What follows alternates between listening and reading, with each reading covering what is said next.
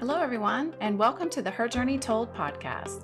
On this show, we will focus on strengthening women's mental fitness through sharing the joy, struggle, and wisdom of each woman's journey. Our show is powered by Pivotal Moments.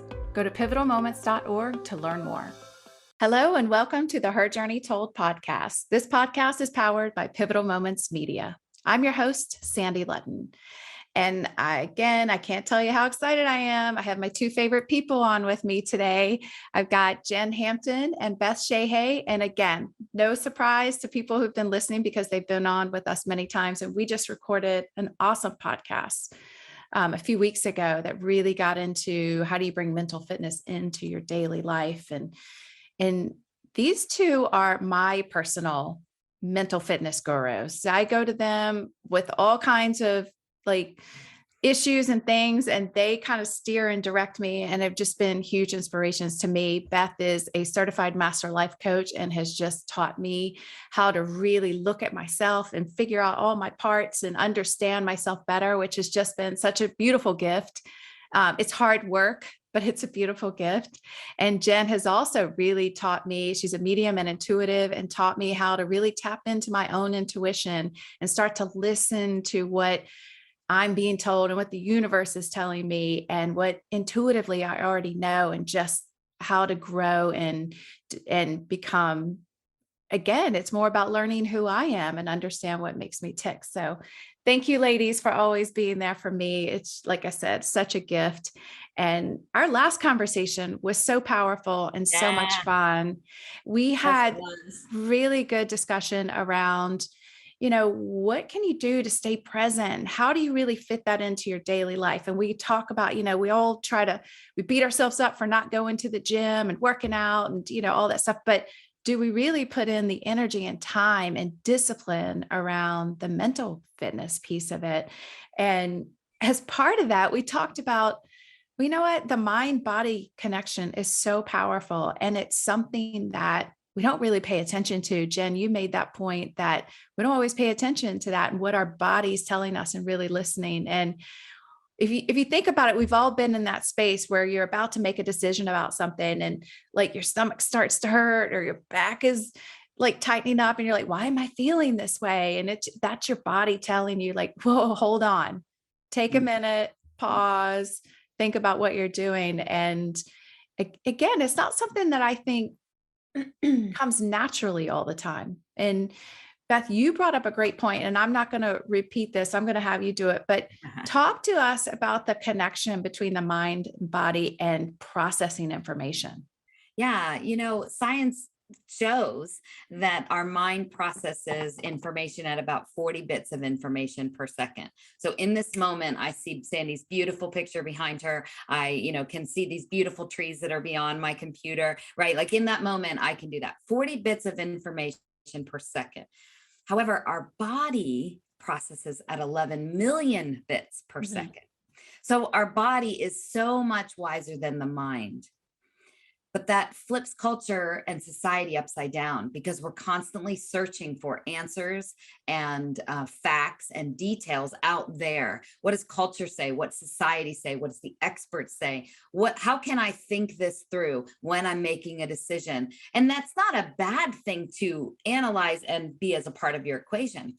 But our body is actually responding. It's getting our attention. It's getting our attention in so many ways, whether we're about to make a decision that is not in alignment with who we are, or we're already down a wrong path because we've already taken it and it's, creating some ailment that we're having that is stress induced, or, and we're experiencing, whether it's TMJ or irritable bowel. I mean, our body says, I need your attention. It will do that. But in the very quiet of the moment, when we are searching for what should I do? I have a lot of clients that want me to tell them. And I'm always saying, Tell me how that feels in your body. You know this, Sandy. Yeah. Tell me what that feels like for you.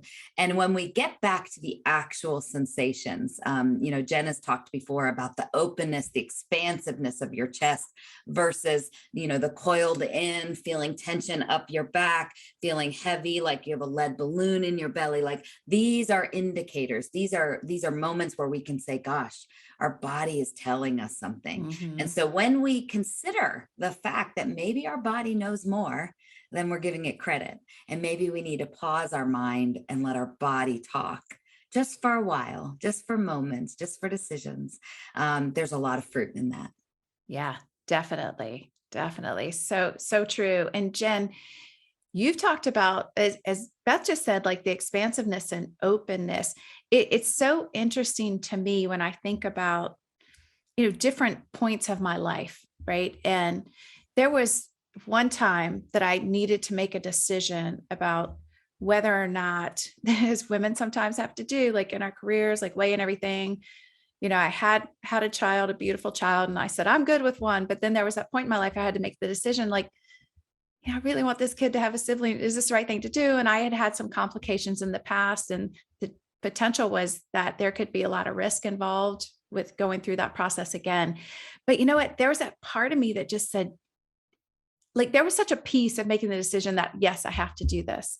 But I've also found myself in situations where, like I felt that one. So I knew, I was like, I don't think there's really a choice here. Everything in my being, my body, and everything is telling me, do this, move forward. It will be okay. But there have been moments where I'm like, sometimes it's teeing up a conversation, like you're preparing yourself for a conversation and you are just like a wreck inside and you're like, oh, I'm not feeling that. This just doesn't feel right. Or it's making a choice to do something. Like for me, it was, I was contemplating at one point making a career change, but I just couldn't wrap myself around it. Couldn't get comfortable with it. And I could feel it in my body. But, it's kind of funny. Like once I made that decision, I then found peace and relaxed. And I think what it was I was just holding on to a lot of things. My body wasn't necessarily don't do it. It was just reacting to the fact that I wasn't ready yet. Maybe I hadn't fully come to the place I needed to come to make that decision. And how do you kind of decipher between the two, if you will? Right. I'm so glad you brought this up. So that's like a dance, right? It's a tango, I think.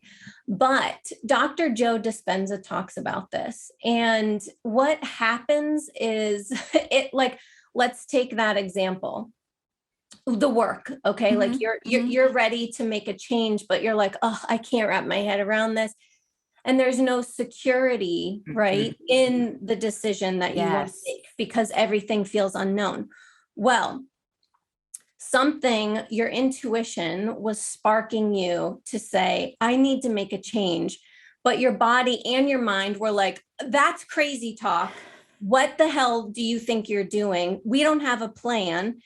But Dr. Joe Dispenza actually talks about how we create these neural pathways. So like what Beth was describing, our body takes in way more information and our brain takes in a ton of information, but not nearly as much as the body. Well, when you're like living cyclically, like we're in a cycle, right? You getting up every morning, going to work, created this cycle for you to live in, and it created neural pathways in your brain, which means your body then becomes dependent on the chemicals that you were releasing at certain times. So like stress, right? So your body became dependent on what your everyday started to look like. So when your intuition was saying, we got to make a change, your body became so reactive because it was like, well, I'm not going to get my drugs at the right time. That's basically what happens. So, they say like it takes about 30 days for us to start something new and create like a new pattern. And that's because you're basically creating a new neural pathway. So you're basically trying to get rid of the old neural pathway that keeps you stuck in this cycle where your body's like, well, you normally get stressed out at 10 a.m. because you always have a meeting, and that's what we're looking for. And when you say, well, we need to make a change, your body becomes reactive to you not getting that chemical that your body releases. So it is tricky. It is very, very tricky. And I think that's why it's so important to have quiet time, meditate, visualize. And like Beth has talked about, it's important to get to know the parts of you, because once you do that, you're more able to hear your intuition more clearly and get a clearer idea. And then that goes back to what we talked about in the very first podcast I did. And then even what Beth and I were talking about in the last podcast, where, getting to understand your intuition and listening to yourself and listening to your body becomes a practice. It's basically a new friendship, right? And so you have this new friendship and you're like, oh, well, I'm not quite sure how she communicates. This is what I mean. I'm still excited, but you're learning to communicate with this new relationship. And then over time, because you put in the effort, it just becomes way easier. Does that make sense? So when you're like in that situation, it's very common to be like, oh, my body's curling in. But then you also have to set back and go, okay, I have to remember that my body is it's like even when you're like, oh, my intuition is telling me that I should be getting up earlier and exercising. But your body becomes so dependent on what it's receiving, like when you normally get stressed out or when you normally get up, that it's not totally receptive to you waking up at 5:30 in the morning and doing your yoga practice or going for a run. It's like, oh God, this is terrible. This is absolutely terrible. But then you give it a little bit. So it is interesting to be able to tell between the two. And I think that's where you kind of have to take that information and go, okay, is this happening because my intuition is telling me to do something else? Or is this happening because I'm scared and my body is looking for the same chemical releasing and I just need to take the jump? And I know, like, when we always say like, oh, that was the wrong turn. And I really despise the word wrong because right. I mean, in my realm, the way that I look at things, you don't necessarily take a wrong turn. You take a turn that just leads you to maybe something that you need to learn. Mm-hmm. So you're going to keep having these experiences in your life until you kind of get the guts to make the decision that holds you up. So right? That keeps you in alignment with who you are and who you really want to be. That's hugely important, because I think sometimes we struggle a little bit to figure out, who do I want to be? I have this ideal picture of who I am, but does that actually match who I'm meant to be? Right. And what my intuition's telling me. I'm curious, Beth, like you've talked a lot about how to do this. Like, so you're in that space. How do you train? So your body's been used to, as Jen talked about, these chemicals. How do you train yourself to move beyond that? Mm-hmm. It's interesting because I think when we're triggered by something, whether we're trying to make a decision and our body and mind, we're trying to determine what's going on, or we're maybe in a spiral of emotion and we just can't even see straight. There's something we can do called walk back the cat. And it's like, and I would say to anyone listening right now, maybe it's Jen, maybe you, Sandy, thinking about the last time that you were triggered and you had, an extreme emotion. So let's all think about that for a minute. And then think, what was going on when that happened? And then let's walk it back a little. What was going on before that? Possibly even before that. Right. Oftentimes our emotions, our moods come out as indicators, and we're triggered in a way that has nothing to do with the actual Yes. beginning thing. For instance, my son graduating and moving on and going to college, right? I may be holding a lot of feelings and emotions around that, but that led to, maybe trying to figure out his courses, which kind of led to, oh, well, we need to take this math thing, which kind of led to this. And then all of a sudden my daughter comes down and says, I forgot to pack my lunch. Would you bring it out to me in an hour? And all of a sudden that's a trigger, right? Right. But when we really look and walk back the cat, oftentimes we can see that there is so much more to this than what's happening right in that moment. Yes. And so, when we do that, we're able to kind of be in tune, but it does require us to kind of really sink into the moment and ask ourselves that. You can't just with your mind do that. It takes breath work. It takes mindfulness. It takes attention to a space where we can do that. And, the other thing that I find fascinating is along those same lines is a circumstance creates our thoughts, which create our feelings or emotions about it, which create our behaviors. So again, that's another way we can look at that is there's a string of what's going on. So when we look at our thoughts, we're able to kind of look in there and kind of debunk and try and, play with and help to understand our thoughts so that we can make more sense. So those are kind of both tools that help us to kind of demystify what's actually happening. The one that I find most helpful though is it's just literally analyzing a body sensation. So if you're triggered, or if you're making a decision, you're going about your day and something feels heavy or something feels joyful, whichever it is. But for instance, I might feel a ping in my upper shoulder. And if you have the moment, you have the time to pause and really sink into that. There's two ways you can do it. You can either identify with the body sensation and become it and talk for it. Or you can channel it where you're actually talking to it, right? Where you can ask. So whatever you're more comfortable with, but literally saying, I am the ping. And 3 adjectives that describe me. I am the ping and I am hot. I am the ping and I am radiating. I am the ping and I am impactful. And then I say, okay, what is my purpose?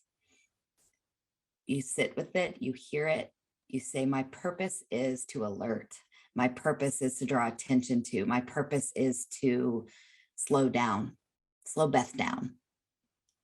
And then, okay, what is the helpful message you have for Beth? That little positive tweak helps to keep the inner critic out. So what is the helpful message you are trying to teach me, ping? Or if you are the ping, what am I trying to tell Beth? I'm trying to tell Beth that she can let go. She doesn't have to carry this burden. She doesn't have to feel the weight that is required. And I've found when you do this work, you show appreciation to that space for talking to you, for telling you, for being in that space. And what would happen if Beth let go? Well, she could feel blah, blah, blah. She could do blah, blah, blah. She would be able to blah, blah, blah. Oh, okay. So what's Beth's next step? Like literally talking to it. It helps you to sink into your unconscious. It helps you think through like other options, gets creative. It allows you to do that when you are in that moment. And then when you have that information, you're able to pull out. Oftentimes with myself, with clients, I've seen that ping instantly go away because it felt heard. It felt helpful. Yep. It was able to communicate what it needed to, and it can do that. This kind of work helps people with all sorts of ailments. And I'm talking stuff that they've had for months and months and years, back problems, neck problems, headaches. I mean, you definitely can use it for a variety of things, but on just a day-to-day teeny little basis, a crick in your neck, a pain in your jaw, a toe hurt, your toe being stubbed. Yeah. It's an access point. It's a way for us to just call attention to and say, describe yourself to me, or I am this, and this is who I am. This is my message. this is my purpose. And this is where, this is a step I think that this, person or yourself or Beth can take towards freedom, towards clarity.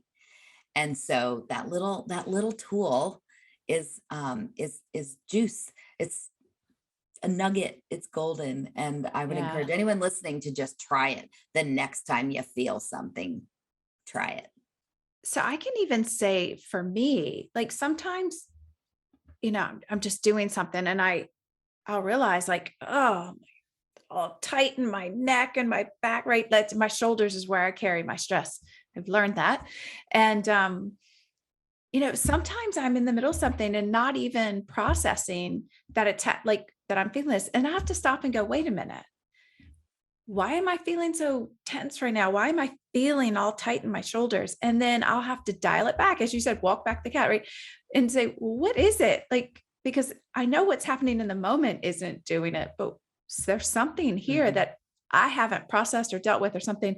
And almost every single time I can go back, oh, right. It's that thing that someone said earlier that got me worried about this. And, I have to just kind of give myself a moment to think about it. And it's so interesting to me that like when I was growing up, I never heard anyone use the term mindfulness. And then when my kids started school, like even as early as preschool, they were learning mindfulness. And I'm like, really? Like at first I was kind of like, what do kids know about mindfulness?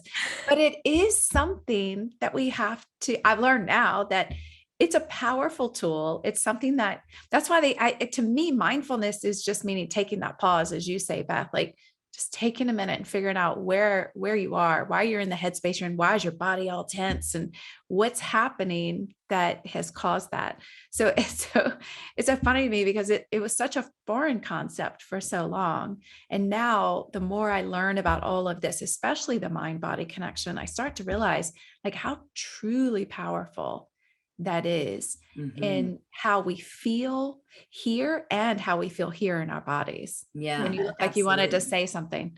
I was just going to say mindfulness equals awareness and awareness equals healing. And so when you say, I'm finding out how powerful it is, that's how powerful it is. Because like Beth says, when you give that ping, that cramp, that broken toe or stubbed toe, when you actually give it the awareness, the mindfulness, you're realizing like, I think we've talked about that before if it wasn't on the last podcast, but it's like, when you're hurt, you normally like, oh God, it's just so bad. I don't want to, but if you actually relax, which sounds counterproductive, if you relax into that pain and start to breathe with it, first breathing with it, like Beth said, it takes breath work. It takes you to be in that moment.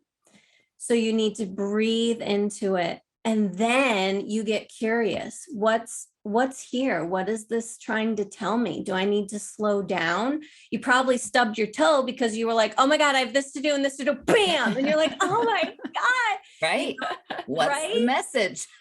What's the message? Slow down. Yeah. So mindfulness equals awareness, which equals healing. And that's how powerful it is. Now, sometimes it may not be at the flip of a switch, but the fact that you are now aware of it because you were mindful of it equals then to healing, because now you're more mindful of your actions. And then slowly, it may be a slower process for some, but right there in itself, you're like, okay, I'm on the path to healing now. And that's really what it's all about. Your intuition, the work that Beth is describing, it seems very similar to what I'm doing with my BQH, which is you basically go into a meditative state. And then I guide you to find out like what's going on. You're the one who's in charge of going, oh, this is here. What is this? And exploring that. And then that can lead to immediate healing because you're just becoming mindful of it. And I think that's like I mean, what do they teach you? This is only going to apply to women, but what do they teach you when you're pregnant and you're having your baby and you're That's having right. your contractions? You have to breathe through the contractions. And Right. that is so powerful because it causes you to be present and it causes you to, like, you have to relax into the pain. So it's so powerful. And then that's the mind body connection. Mm-hmm. Right. Exactly. So it's so funny as you say these things, I'm just reflecting back in like periods of my life of like when I've had ailments. And Right.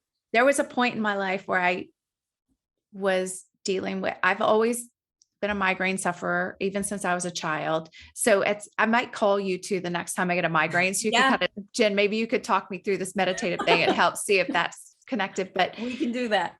so I was having bad headaches, like almost daily.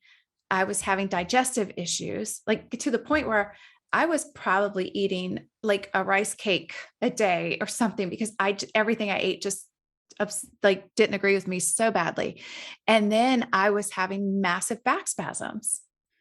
Well, now, looking back on it now, I know exactly what it was. I was in a very toxic work environment that just wasn't working for me anymore. And my body was screaming enough, but I wasn't listening.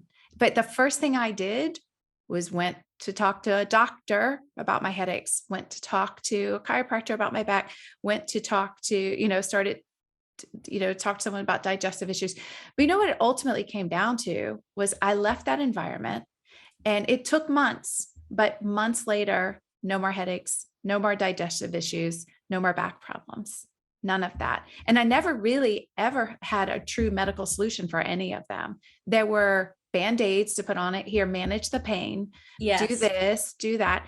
But it wasn't solving the problem until I left that environment, changed, the way I thought about it. I guess if I think of it this way, that job, it should have told me something when I had my playlist driving into work, because this is back when we still commuted before the pandemic. But, my playlist going into work I called it my battle music, like going into battle. And it was like really angry. It would pump me up. Like that should have told me something then, but I was blind to it. My mind was like, no, this is where you need to be. But my body was screaming, no, get out, get out. But I couldn't listen. I wasn't listening to it. But, it took me figuring it out later. Like, Well, what do you do when you're in that situation when your body's screaming enough is enough, but your mind's like, nope, you're fine. Stay with it.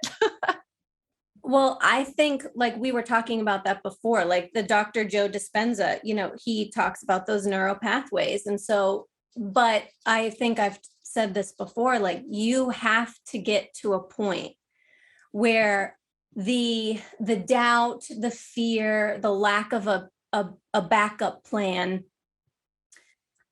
is way less than what you're feeling, like oh gosh, like I don't want to, the anxiety of going into work, that has to become so great that the lack of plan that you have in place, it doesn't even bother you. Okay. Right. And that's when you're like, okay, I'm ready to jump ship. But typically I feel like from what I see, everybody has that experience. I mean, I know I was with Beth when she was going through that, like Beth was with me when I was going through that. Right. And I could see her path clearly and she could too, but she wasn't there yet to jump ship. Same with me. She could sense it, like what I needed to do, and I could sense it, but I wasn't ready to jump ship yet. So you get to a point where it's like, excuse me, your body is begging you and screaming at you. Your stress is so high. And some people, if we're going to be honest and fair here, some people end up in the hospital before they're going to make a change. Yeah. And I just really quick, I want to be clear too, because I don't want to turn people away from medical advice when needed, because I truly believe that. I fully support and believe that. The problem is they couldn't find the root issue, because the root issue for me was Yeah. mental. It was Right. stress. It was the Absolutely. stress I was in. So once I figured out it took me getting out of that environment to realize, oh, that was the root issue. And that's why those things cleared up and worked for me. So again, I don't want to take away from what the medical field does and what they offer, because that's super duper important. And you should never ignore what your body's saying, but trying to understand what the root cause and root issue is there Yeah, is I the feel key. like they've got to work together, Mhm. but you also, like you said, Sandy, sometimes it's just like putting a Band-Aid. Well, some people need that Band-Aid while they go and search themselves, right? Yeah, What go is through this that telling me? process. Right. But Mhm. you're the one who Beth can't do that for you. I can't do that for you. You have to do that. So the Band-Aid or the help from the physician is beneficial, but it also, your body is also asking you to do what Beth suggests. What is this trying to tell me? So I feel like it's really body, mind, spirituality, and Yeah. medicine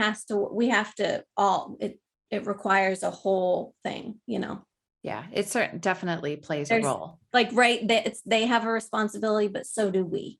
Yeah. No, that's a great point. In that sometimes it takes us getting those Band-Aids to get us to a space where we can focus on maybe Yes. where that root cause is coming from. Mhm. Yes. So interesting. So, all right. So don't have a whole lot of time left. So I'm curious to you, because I know these things go so quickly. I'm always like, okay, we're going to have to do round 3 on this. But what's your advice for people? Like, how do you, if you just want to leave the audience with something, how do you put mind, body first? And in the way, like, I'm not saying this very eloquently. How does it become a way of life for you, is really tapping into that mind body connection? I'll let you jump in, whoever wants to go first. I think like we talked about in our last podcast, coming into the present moment. And like Beth said, if you get triggered, because we all get triggered, and on the daily, we're human, we're here. But like Beth suggests, what happened here? What's causing me to react like this? Give yourself that moment to be present with your body. Or if your body's reacting, okay, well, what's going on? Just mindfulness, just allow space for yourself. I mean, gosh, we're here to have fun. We are here to live a life that we've created, not anyone else. So don't give up on yourself. Allow space for yourself and allow the unfoldment, and don't make it, or don't think that it has to be perfect. One day you might nail it and the next day you may what you call fail, but it's all part of the process. Yeah, absolutely. And you were just talking about sometimes it takes a huge wake up call before we start to pay attention. Mhm. I do think that, I see a lot of people that they have had some sort of a catalytic event, and they're thrown into what I call the change cycle, which is the square one that simply says, I have no idea what's going on, but I know this is not what I need. And so they're thrown in. It could be, empty nest syndrome. It could be a death. It could be a job change. It could be a relationship failing, whatever it is. Or it could just be simply somebody woke up and said, this is not what I thought. Yeah. Pandemic is another one of those catalytic events that a lot of us went through. I mean, people are coming out of the woodwork saying, this is not what I imagined my life to be, so those things happen.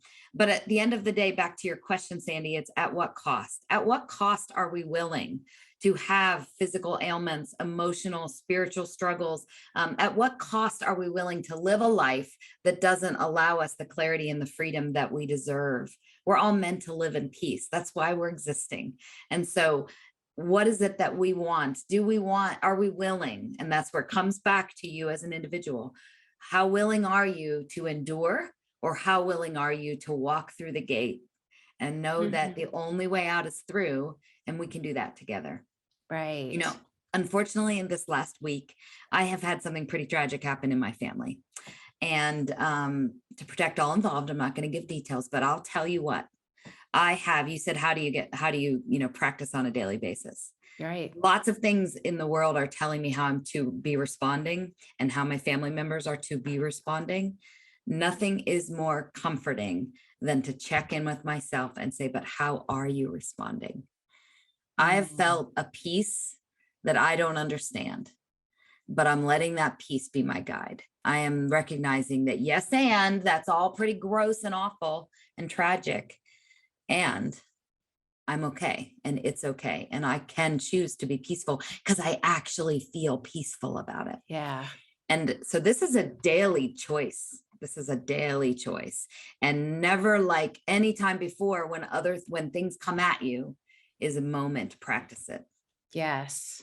Yes. That's powerful. And, you brought up a great point. And you said we're meant to live in peace, and that's what our bodies want. That's what our minds want. So our soul, spirit. And it's so interesting to me because Beth, you've said this to me before, and I've, heard others gurus of mine, like I love Gabby Bernstein and what she says. And she's like, stop thinking about what you want your life to look like what kind of house you live in, what kind of car you drive, what kind of job you have, but how do you want to feel? And really focusing your energy on how you want to feel. And I know when I wake up in the mornings, I want to feel like it's going to be a bright, sunshiny day and it's going to be lovely. And like, that's what gives me peace. Like, that's what in my mind, like if I can visualize how I feel on a cool, bright, sunny day, Feel what that feels like. Everyone listening, feel what that feels like in your body. Like I just opened up and I felt it. I felt the sun warming my soul. The warmth. Yes. Yeah. So you look for that in your day. Yes. Sunshine. It might be in an exchange, with a person. It might be in a blade of grass that you see. It might be in a relationship. Search for those. Find the feeling, search for that sunshine. Exactly. Well, that is awesome. What a great note to end on. Everybody go have a bright, sunshiny day. I know. Now I've got I think I'll go for a walk outside now. Exactly. The sun's calling my name. I hear you now. That's it. I had it's going to be a bright, sunshiny day. We all have this soundtrack in our heads. I love it. And it's so much better than the battle soundtrack, Sandy. Yes. Oh yeah. 100%. So I deleted that playlist altogether. There's no reason for me to have that in my life anymore. Even though I like the songs, it's just, they don't apply anymore. So again, thank you guys so much. Again, another truly insightful session, and I can't wait till we all get back together again. But thank you all for joining today. And you've been listening to the Her Journey Told podcast, powered by Pivotal Moments Media. And you can find additional episodes on Apple and Spotify. Thanks, and have a bright, sunshiny day. Yeah.